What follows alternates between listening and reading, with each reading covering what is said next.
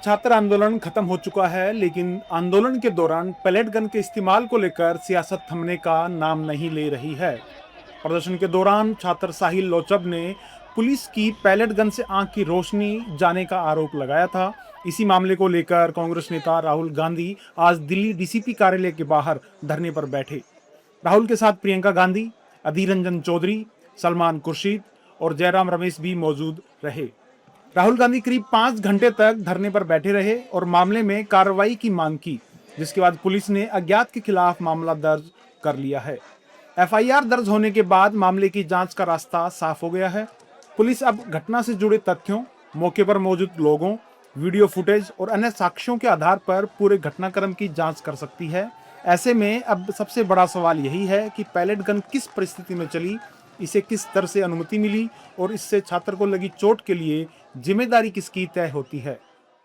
हमने यहाँ पे कोई गलत काम नहीं किया है। हमने सिर्फ एक हिंदुस्तान के नागरिक के लिए, उसकी माँ के लिए, उसके पिता के लिए न्याय मांगा है और उसके लिए 8 घंटे लग गए। और फाइनल, बड़ी इंटरेस्टिंग बात, फाइनल परमिशन फाइनल होके होम सेक्रेटरी और अमित शाह जी को देना पड़ा, तब इन्होंने जाके फाइनल एफआईआर दिया। तो आप समझ जाइए एफआईआर रोक कौन रहा था। ये बेचारे जो पुलिस वाले हैं, ये चाहते थे एफआईआर करना, वो वाले भी चाहते थे एफआईआर करना, बट ऊपर से न्याय की ब्रेक लगी हुई है। साहिल का आरोप था कि छात्र आंदोलन के दौरान पुलिस की कार्रवाई में चली पैलेट गन से उनकी आंख में गंभीर चोट आई और उनकी आंख की रोशनी चली गई। इस घटना को लेकर विपक्ष लगातार दिल्ली पुलिस और सरकार पर सवाल उठा रहा है। कांग्रेस ने मांग की है कि साहिल लोचब को न्याय मिले और पैलेट गन चलाने की परिस्थितियों की गंभीरता से जांच हो।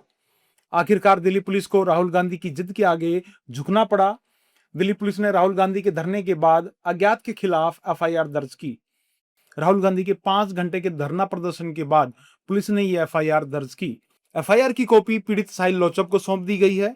दिल्ली पुलिस ने भारतीय न्याय संहिता पीएनएस की धारा 118 और 125 के तहत एफआईआर दर्ज की है। एफआईआर दर्ज करवाने के बाद राहुल गांधी संसद मार्ग थाने से लौट गए। न्याय की हुई है ये एफआईआर, न्याय की तरफ एक और कदम है मेरा, जो पहला कदम है।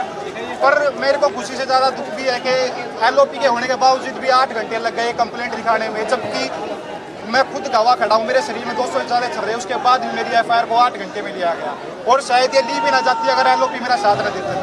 14 अगस्त से मैं एफआईआर के लिए घूम रहा हूँ ठीक होने के बावजूद भी, लेकिन 7 से 8 दिन के बाद मेरी एफआईआर मिल गई। उम्मीद थी आपकी एफआईआर रजिस्टर्ड होगी जब ये कुछ बात हुई और आप यहाँ आए, सुबह का पुलिस ने कहा, उसके बाद नहीं, मेरे को विश्वास था जी एलओपी आगे तो कंप्लेंट तो होनी है। ये विश्वास भारत के हर छात्र को मैं यही कहना चाहता हूँ कि आपको विश्वास रखना, आपकी आवाज को कोई नहीं दबा सकता जब तक ऐसे जननायक भारत में है।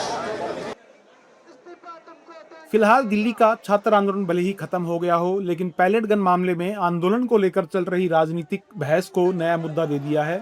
एक तरफ कांग्रेस इस मामले को लेकर सरकार और पुलिस को घेर रही है, तो दूसरी तरफ एफआईआर दर्ज होने के बाद जांच के नतीजों का इंतजार भी अहम हो गया है।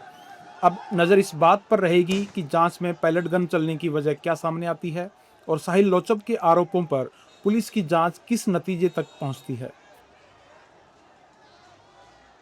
देश दुनिया ਦੀ तमाम खबरों ਨਾਲ जुड़े रहने ਲਈ सब्सक्राइब करो YouTube ਤੇ सच कहूं पंजाबी चैनल।